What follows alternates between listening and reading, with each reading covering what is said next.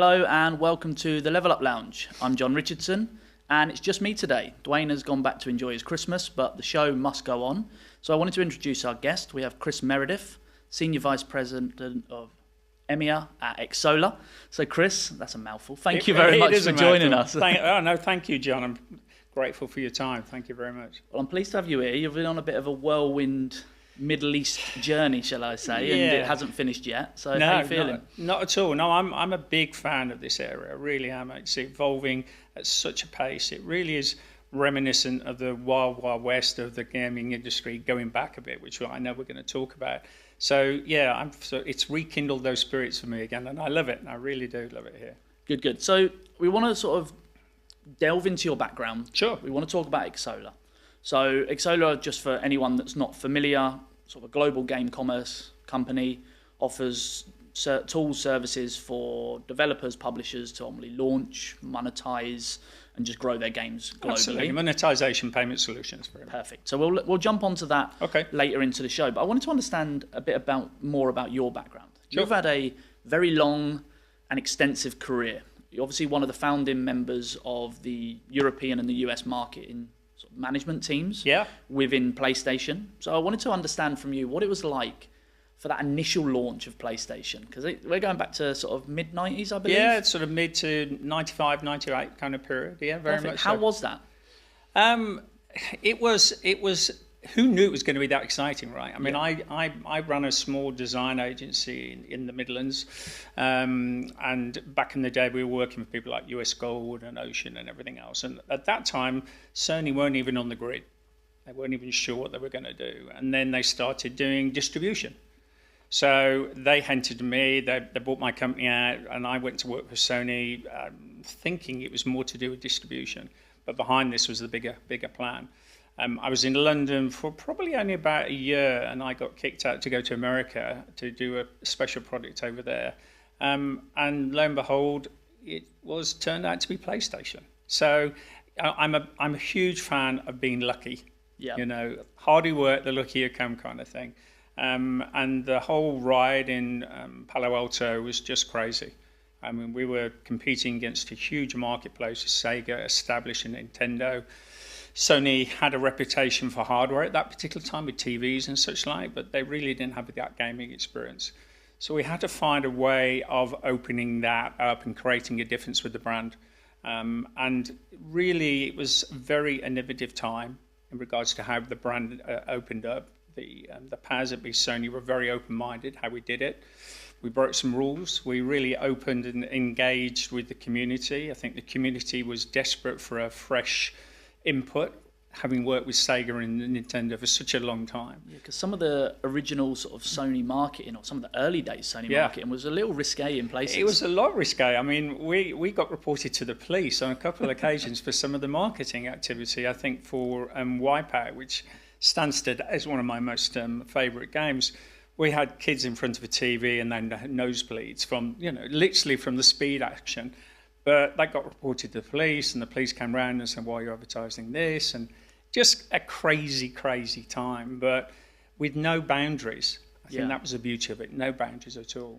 And do you think that helped maybe lead to the initial success of the launch of the PlayStation? Because it was you obviously had your brands like your Segas, your Nintendos coming across from Asia that were very traditional. They were what they were. Sure. Having a new kid on the block that was rebellious, raw, new, and then you were able to push those boundaries. Do you think that sort of added to the initial success of the PlayStation 1? I think it did, and there was also an element of style that came into this. That gaming never had any perceived style. It was just fun, and it was one step away from a toy, really. I think what Sony brought to it was a sense of seriousness about this is a serious thing, gaming. And you talk to any gamer, and it's their life. Yeah. And I think we really bought into it at that point in time with the brand. We were very open-minded about how we could actually take that product to market in terms of all the leading titles, Ridge Racer and everything else. And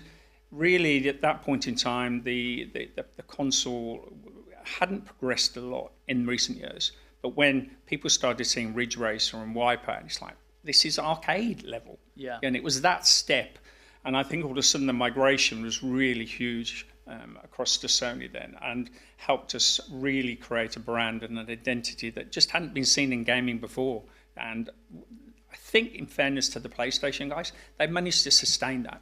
You know, you've got Sega gone to a great extent, certainly on the hardware, but Nintendo, that's soft and brilliant stuff that Nintendo do. Yeah. So Sony are on their own really now in terms of creating that style and that dynamism in regards to the products they bring to market. Yeah, and I think we're just very recently they've had obviously the 30th anniversary, which is kind of now more so. Yeah, totally. But there was the trailer that they put out about the thank you to the fans, and it took you through those journeys and the stories, and it really showed how from that initial launch of PS1 all the way through to where they're at now with PlayStation 5 and the exclusives that they have and the stories they've told over the years and the success from obviously The Last of Us, etc., and like God of War, etc. They've really captivated audiences for such a long period of time, and it shows no real sign of slowing down. No, I don't think so. I think they really understand the evolving market of what games is about, and also the fact that at the core of this is now it's a mass market approach. And you want to be even more immersive into that environment, whatever brand or genre you might be hitting. But yeah, they continue to innovate. They continue to have a style about how they go to market, present, even with the design of the hardware as well. So yeah, I can only see that going stronger as we go more into the digital environment and how that breaks through as well. Perfect. So obviously after PlayStation, you've had an array of senior positions within some of the biggest studios in the world. As I said, lucky, right? Lucky, yeah. So obviously there was Glu in there, there was Warner Brothers, MTV Games. I could probably go on for a few more as well. So just wanted to sort of quickly touch on maybe what some of the standouts from your journey, because we want to get to Xsolla shortly. Sure. But in that time leading up to before you've come on board here, what are sort of some of the standout moments of your career where you look back on and go, that was really freaking cool? I think, again, and it's a common theme that runs through my career that I like to get surprised. Yeah. So you go into a situation with great hopes and expectation, but then something blows up and you think, wow, who knew? Yeah. So the introduction to Glu was I was asked to do an M&A from two developers, Macrospace and Sonnet back in the day. Crystal Stagerson was part of that team. Yeah. And merging those two companies together, we then formed Glu Mobile. Yeah. And that moment, that was exactly the right moment in terms of a seriousness of mobile gaming, hadn't been seen before in there. And again, that was an opportunity that then blew out because they had great distribution and also fabulous products. All of those things helped. So who knew that was going to go through in that respect? The same with MTV. Time Warner had been into the market, or tried to get into the market a few times, and it was getting challenging for them. Warner Brothers are a distribution organization and just an animal at it, just amazing. So making sure that you could actually work within a complex organization on that and build an entity inside a huge entity had its challenges, but also had its rewards in regards to I could really accelerate. So being the second employee at that point in time, we got to, in Europe, I think we got to like 45 employees in 9 months, which, as you know, is just a crazy acceleration. Yeah. But as well as that, having the opportunity to then work with their distribution arm and 8 organizations within the European arm, everybody was dedicated to doing what they did. And one of the biggest and smartest things that Warner's did was to buy TT Games. Yeah. You know, again, who knew that Lego would just blow up like it did? And the innovation and the creativity of TT Games and what they brought to bear in regards to the humour and the gameplay and the content. I mean, Batman at that time was just, I've always been a huge Batman fan. Part of the reason I joined Warner's. But at the same point in time, it wasn't mass market, it wasn't main marketplace. Yeah. But the Lego thing really brought that to a new market, to a new youthful market, and really from that acted as a catalyst for all the other things, the Dark Knight that then came after that and everything else. So sometimes you can drop the pebble in the water and the ripples really do have a tidal wave effect. So. No, I agree. Like we had a guest on here a few weeks back, Cameron, who was ex-Rocksteady, which is obviously part of Warner Brothers. Yeah. He'd worked on Arkham Knight. And when we talk about TT, and we've worked with TT and Warner Brothers from a hiring perspective previously. Right. the passion and the drive and the commitment to the IPs and what they have, and I think what TT have done with Lego, taking it from where it is there to now to regularly putting out very successful, very well regarded games based on the Lego IP has been nothing short of impressive. And I think the same with Rocksteady. They've obviously had a few issues with some of the DC titles not succeeding as well as they'd like, but hopefully DC with some new management now is going to sort of maybe move into a better direction. But they're going to be doing a new Batman title, I believe, and hopefully that will bring them back to what they were doing before with the original trilogy that they originally launched. But it is something that we've always noticed with those studios, part of Warner Brothers, is the commitment to the IPs, and they've been very successful in doing that. And I think you have to couple that with some great creativity, and certainly Arkham was just best in class at that particular time, and to be able to bring that and combine it with an IP that was just perfect for that environment was a marriage made in heaven, really. And I think at the end of the day, one of the things about this marketplace is gamers really know their stuff, really know their stuff. So you can't sell rubbish to gamers. They either love it or they don't love it, and it's based on the quality of the product. And if it's there and it's sustainable and it's a brand and a genre they buy into, they're committed. And that's the one thing I love about this marketplace is that you're selling to a committed, informed, group of people that really want their products. No worries. I'll ask the next question while you have some water there. So thank you. Obviously, from there, you've come and joined Xsolla. Now, how do you feel, and this is quite a broad question, but how do you feel the experiences that you've had throughout your career has set you up to be able to come into this role and drive Xsolla forward? Because Xsolla is I would say, a bit of a beast in terms of what it does. There's lots of different arms to what the brand offers, but given your experience with multiple studios, whether it be mobile, whether it be console, whether it be distribution, etc., how do you feel that experience has shaped you to be able to sort of be in the position you're in right now? I think when I reflect back on my career and look at it, and I don't do that often because you're always ahead of it, never looking back, they've been building blocks. Everything I've done has been a building block, has been a learning curve, has been a lot of late nights, some failures in there to build out the successes. And I think that holistically has brought me to understand what the value I can bring to Xsolla and what they bring to me as well. The innovation there in a marketplace that is truly mass market in regards to the appeal and on a worldwide basis really appealed to me. I've done most things in gaming, from hardware to software to 3D graphics to everything. But the payment side really refreshed my enthusiasm for where this can go, because I've always believed gaming is a purist mass market opportunity, and these guys know how to attack that and how to actually provide the best-in-class solutions for payments that we're all doing now. Payments have gone from something really clunky to a one-thumb touch, away you go. And that will only get slicker. And the way that the innovation is happening at Xsolla, we're adding opportunities all the time. At the center of our operation, we are a payment solutions organization. But we're building lots of pebbles that drop in the water and lots of ripple effects that add to the value of what those payment solutions are. Working with the influencers, working with other areas as well, all towards that point of monetization.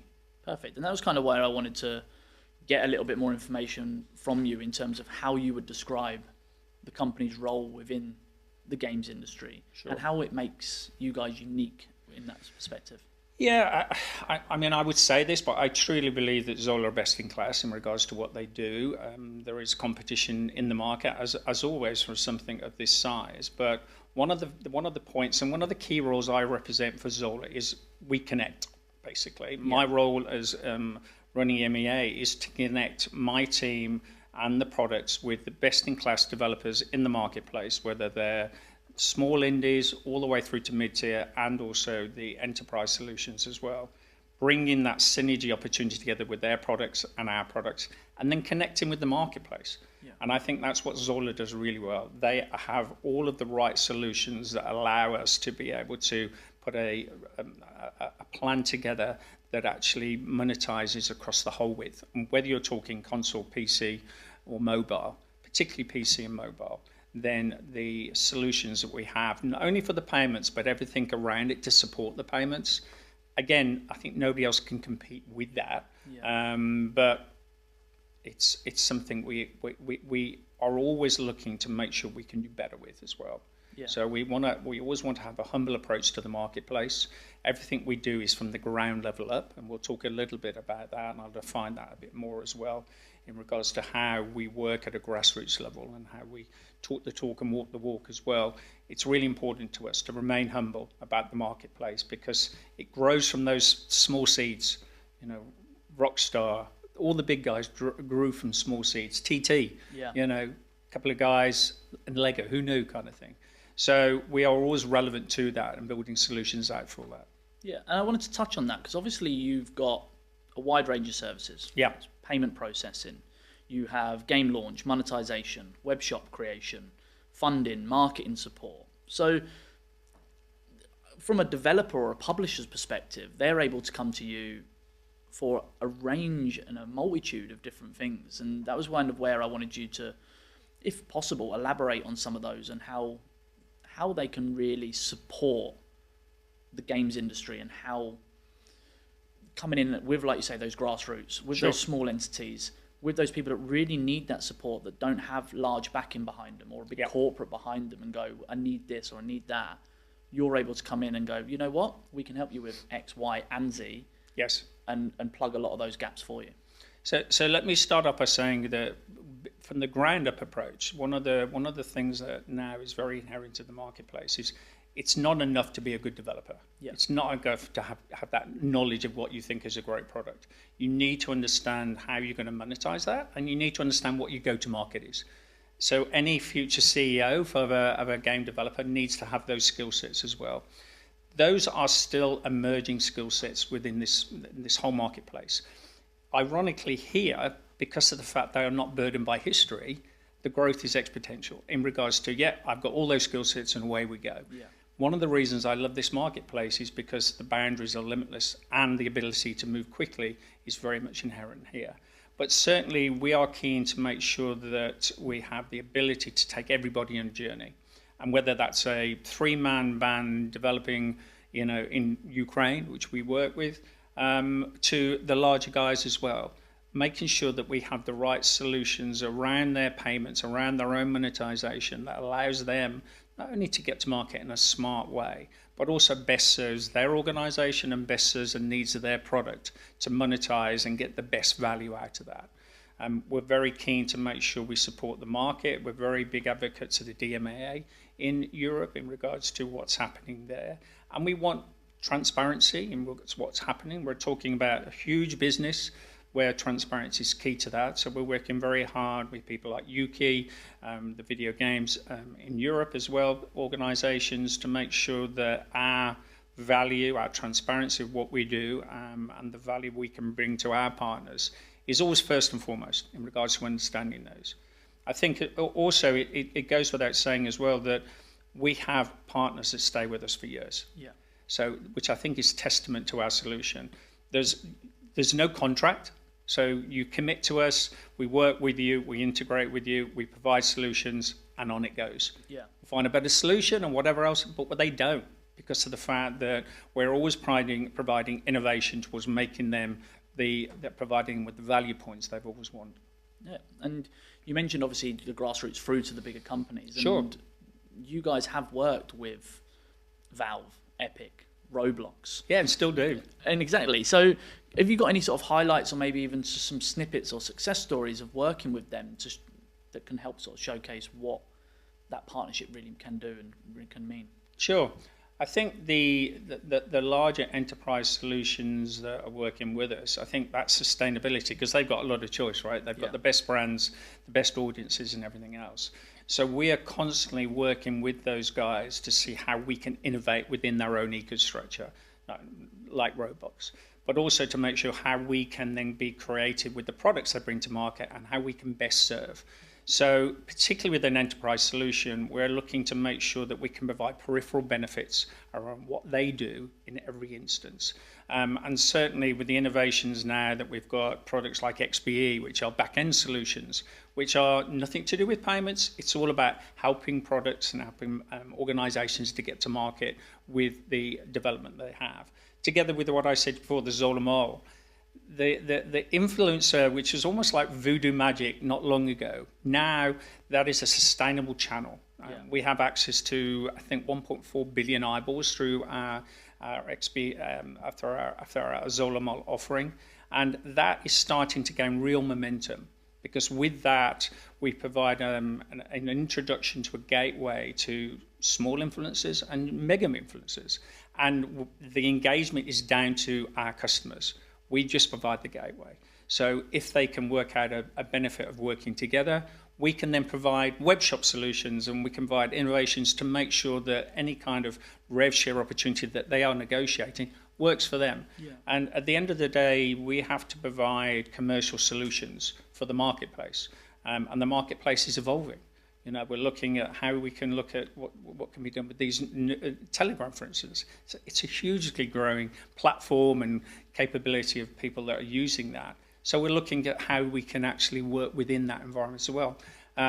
So I think we remain very close, particularly to our enterprise solutions. We understand exactly what their needs are, exactly what their challenges are, and we provide bespoke solutions from our array of our portfolio that works for them and maintains their goals in a way that we can serve. Okay, perfect. And obviously, looking at the region, now you've arrived, just come from Riyadh. Yeah. You're in Dubai right now. You've got Abu Dhabi next on your list. Absolutely.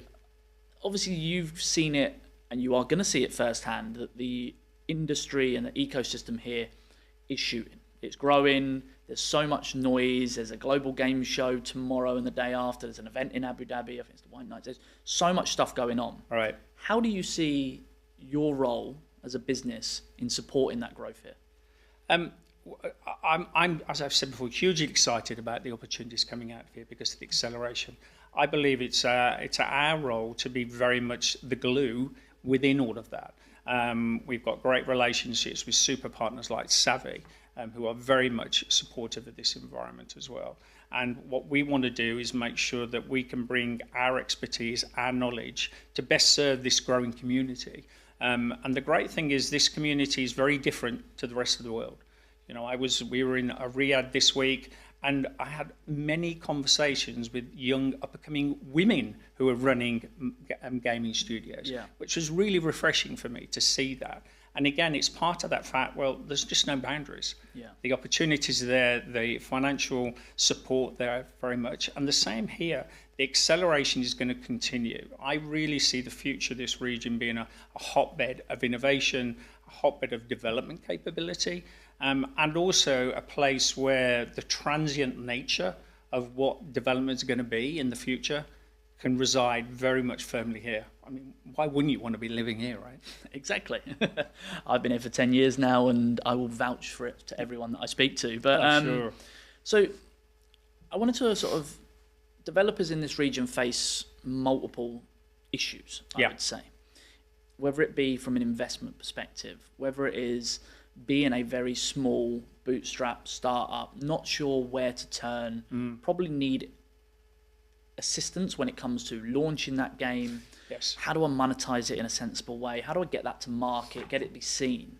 These are the solutions that they should be probably approaching someone like yourselves and being like, look, we need help in these multifaceted areas. And this is, I would imagine, from the conversation we're having and what you've told me so far, this is exactly where you guys can come in and go, you know what, we can help you with an array of that and we can get your game to market. Very much so. I think that whole journey point in regards to where you start, whether you're going to bring to market a mobile game or a PC game or whatever else, we bring on together the payment solutions, which are, I think now we're at over 700 different payment solutions on a worldwide basis. So that's a starting point in regards to choice within the marketplace. But not only do we have that capability of making sure that we can take the guys on the journey all the way through to monetization, but we can help with the go-to-market. We can help introduce them to influencers. We can help making sure that they are working best in class at what they do. So everything we do is supported by a best in class scenario. So we can work with our partners, not our customers, really truly are our partners, and take them on that journey. And it's an exciting journey, seeing the development of a video game, like with iBlocks here, with their great title coming out soon. That's a journey that I get really excited about to see end up coming to market. But certainly we are always making sure that we can create a partnership that can grow, that can evolve, and that can work at their pace. You know, some of these guys are 2-3 man bands, so they haven't got a marketing team, and they need that support to get all the way through to get their product to market.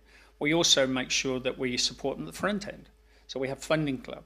So again, we provide them with access to many different opportunities for funding, VCs and by territory and everything else.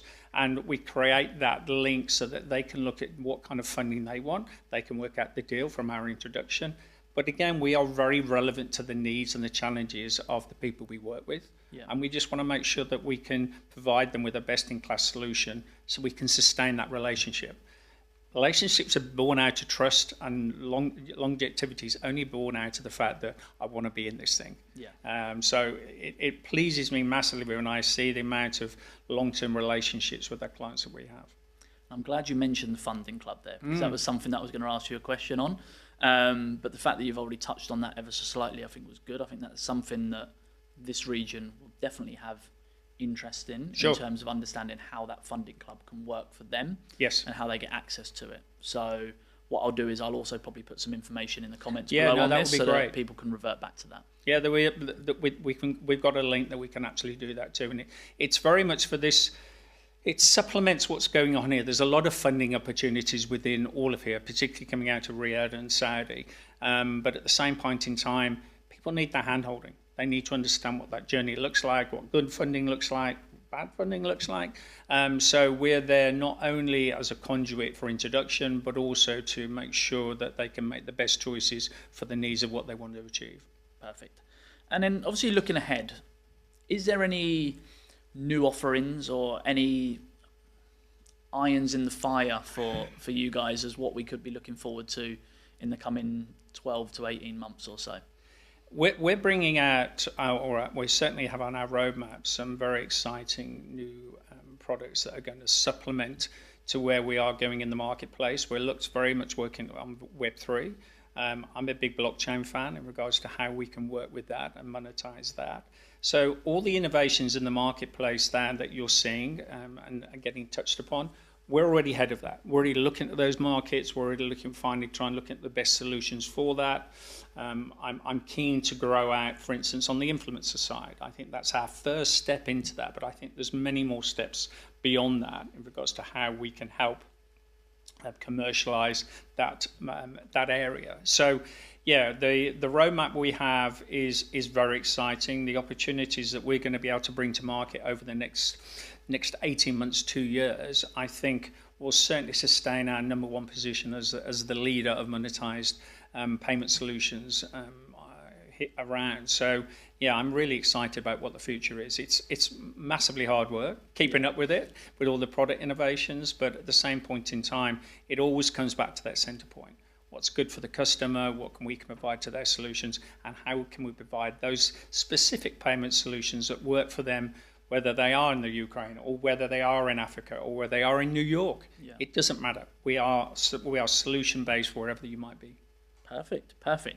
Well, I wanted to sort of touch on a little bit more about your background in gaming. And we call this our light and breezy section of the show. Sure. Which is getting to know you and your journey a little bit more. Obviously, we have some questions here. So I wanted to understand from you, first console or gaming system you owned. Yeah, that I owned. I won't admit to owning a Spectrum Sinclair. Okay. I won't admit to that. But I think the one, the real gaming console that sort of blew me away was the Atari 2600. Yeah. 2600. That really introduced me to sort of Pitfall and introduced me to Invaders. Yeah. So that for me was, I think, the catalyst. that was the catalyst hardware that sort of got me hooked on this crazy business. Really started. Well, I've actually got a book behind me here of all the history of gaming consoles, and I have all the Ataris in there. So we'll have a little delve through that when we get finished up here. So, what would you say the first game you ever fell in love with was? Oh wow! I think that has to be probably Super Mario. Okay. You know, that was the first time I'd seen the value of a platform solution done in a fun way, but in a very addictive way as well. And I played that for hours across formats. So yeah, I would say that was the first title I fell in love with, was Super Mario, and spent a lot of wasted time in Mario Land. It's really never wasted. Yeah, no, absolutely. Especially the industry. You talk to my wife, she might disagree with that. So, okay, this is an interesting one, because it will depend how much time you have to play. But what would you say would be your favourite game of the last decade? Oh my word. I think the game that really resonated with me was during a very strange period. It was during COVID. Yeah. And Among Us. Okay, yeah. It wasn't my kind of real game in terms of the RPG, but I think the groundbreaking special interaction that you were able to do with that brain, I sort of got into it, and I just then got hooked on the whole thing. And the proposition, and with the TV series as well, it's like I could see that happening. Yeah. You know, I could really absolutely see that happening. So for me, that's been a special title combined with the pandemic to have that product, and you know, the guys at Sony did an amazing job, and I think it truly was a breakout title as well. Yeah. So yeah, that would be my suggestion for that, to be honest. Perfect. And I think that COVID reignited the love for gaming for everyone, really. Yeah. That so much downtime, being locked in front of the TV. Why not? It introduced a lot of new players into here. I think a lot of people were very happy with COVID in terms of the gaming side of things. Yeah. But importantly, I think a lot of people, there's a lot of learnings that have come out of that as well. And what you've seen over the past couple of years has been that transition. Yeah. There's been a realignment coming out of COVID to what this next gen of gaming is all about, and we are going into a new phase of what gaming should be about. It's always about the consumer. It's all about answering what their needs are, but the consumption rate is just increasing. Yeah. The challenge is, how do you get share of voice? How do you be seen when you've got FIFAs and GTA and everything else in the marketplace that takes up so much of the oxygen? And that's where we come in, and making sure that we can provide a gateway through so that you can get your product to market, even if you are a small business with two guys trying to be creative with something. Yeah, and I think that if you've got a demo, let's say you're a small independent studio and you have a demo. Yes. Realistically, how you're going to get the investment, the funding that you need for that game is...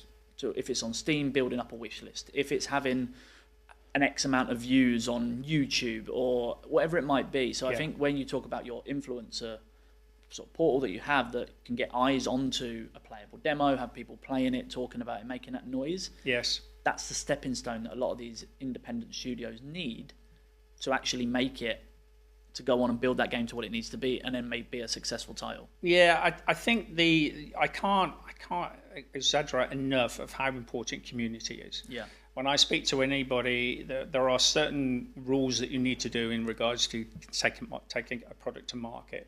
But certainly, rule number one is build your community. Yeah. Be loyal to your community and learn from your community. And do that concurrently with the development of what you're doing as well. So I think that a lot of people, most gamers get the value of community, but it's a skill set. Yeah. You know, trying to be able to enhance that community, listen to that community. How do you work Discord? How do you actually interface with that? It's a real skill set. But I think marketing has evolved over recent years to become more community based. Yeah. And advertising is really more challenging now in regards to how do you target and hit the right number.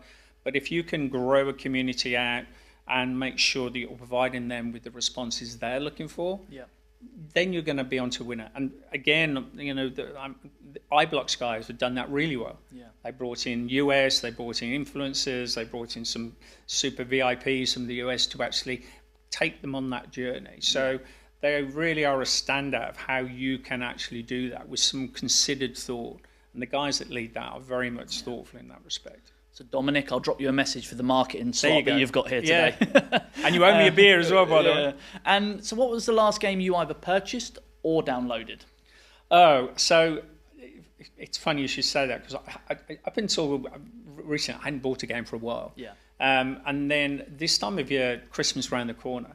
So I've got my girls coming up, husbands, all this. So I want a fun environment. Yeah. So I went back to basics, and Super Mario Jamboree in terms of I bought that product. We've got a Switch at home, but knowing the fact that we can, well, at some point we're going to have enough of the movies and everything else, so we just want to have fun. Yeah. So I recently purchased that with an eye to making sure that we'll have our community over Christmas and that we can have some fun with it. Yeah, and I think one of the games that I missed this time of year that I think was a PSOne was Buzz. Oh, well, yes, of course. Which they should definitely reintroduce that was what Christmas, that was what for 5 or 10 years, that was Christmas thing to do, and all the different versions of it. Yeah, I was a huge fan of Buzz. Yeah. Need to bring that back. They do, get the buzzers back out. So what are you currently playing right now? When you have time, when you're traveling? Yeah, and it is only when I'm traveling, really, when I'm on a plane or anything else, but the Stray Shot product is what I'm playing right now. I find shooters so easy to sort of just step into and step out of. Yeah. And I find it quite therapeutic, because when I'm doing something that, center point, I forget about everything else. Yeah. So the product that's going to come to market, I think Q1, I'm really enjoying that. It gives me everything I want from a product. Yeah. So yeah, that's on my mobile, and that's what I'm playing right now. Perfect. And lastly, what game are you most excited about?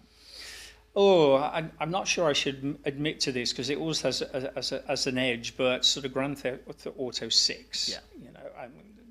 What I'm hoping they've done with Vice City, and for me, it's a true open environment space. Yeah. How they populate that, the quality of what they do, everybody learns from it. Yeah. So I'm keen not only to play the product, but also to see what they've done, to see what future innovations are going to come out of that center point. Yeah. So yeah, that's probably on my Christmas list for next year, in terms of giving it a bit of time to get through. But yeah, that's certainly the product I'm looking forward to. That's if it's out for next Christmas. Well, yeah, touch wood, I mean. We're all playing. We're all playing. Right? But no, I think, like you say, that is the game that everyone's waiting for. Yeah. And I like it from a business perspective, not just to play it, but to learn in terms of what the future games will look like based off what they create, because they are the catalyst. They are very much the trendsetter, really. In terms of what absolutely. they do. I mean, those guys take it to another level. Yeah. And even though I'm working with developers every single day of the week, there aren't many that sort of take it to that level. I'm not even sure what the budget is for that product, but it's going to be multiple millions. Yeah. To have that kind of resource capability to do it, but also to deliver against that. Yeah. And those guys live and breathe it. Yeah. I think I read that they're in the billions in terms of spend. Yeah, I'd heard that too. You can't even figure that out, right? Yeah. It's funny when people talk to me about, is music industry and movies, and because I talk about interactive being an entertainment aspect. But really, it dwarfs all of those. Yeah. And when GTA comes out, it'll just dwarf the marketplace in regards to the revenue and the sustainable revenue it'll create going forward. But I think people forget, outside of games, how huge and influential this marketplace is. Yeah. Particularly with looking at how we're stepping into immersive. We're stepping into a world where everything is going to be transient. So I see a future now where, particularly on studio side of things, that you're going to have studios that are basically made up of hundreds of people all over the world. Yeah. Not all necessarily employees. Yeah. You'll have a hotbed of producers sitting probably here in Dubai, controlling that and literally switching off, switching on, the capabilities to bring and all that to play. But that gives heart that that's the best way to access talent. It's the smartest way to ignite creativity with all of those things in play. But it is a new world. So I'm all for a team collaboration, everything else, but we're stepping into a team collaboration virtually. Yeah. And it's how you do that. And it almost is contradictory in that respect, but it is the way forward, and certainly that you're going to see more and more of that sort of virtual environment come to bear. Perfect. We've come to the end of the show. So, Chris, fabulous. I want to thank you for joining us today. It's been an absolute pleasure. thank you for giving us all those insights on not only your background, but what you're doing now and what Xsolla are able to offer to the market. So I think it's been really insightful, and hopefully the viewers will enjoy learning more about your products and your offerings as well. I certainly hope so. It's been great dumping down. It's been quite therapeutic, really, since I don't look back very often. So, no, it's been lovely having the time with you, John, and I hope it has been the guys looking at this get some value out of it as well. And enjoy the rest of your time in the UAE show. Yeah, I'm going to enjoy the brightness. Absolutely. Thanks. Before you get back to the cold. You bet. Well, thank you very much for joining us today. I hope you enjoyed that one, and we'll see you again soon.